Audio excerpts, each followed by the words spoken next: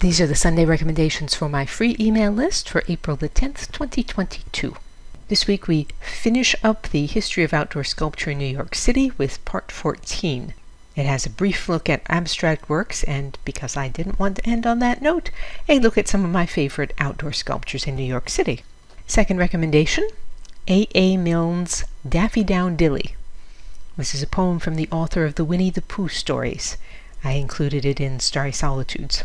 She wore her yellow sunbonnet, she wore her greenest gown. She turned to the south wind and curtsied up and down.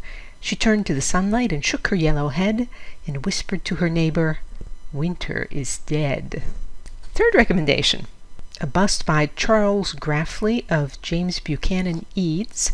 It's in the Hall of Fame of Great Americans in the Bronx, and it dates to 1920.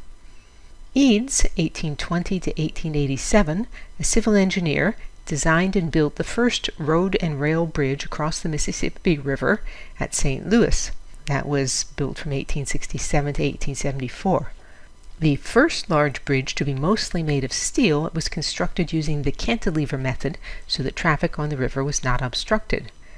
When completed, the Eads Bridge was the longest arch bridge in the world. After the first trains ran across it, Eads said, quote, "Yesterday, friends expressed to me their pleasure at the thought that my mind would be relieved after testing the bridge, but I felt no relief because I felt no anxiety on the subject." End of quote.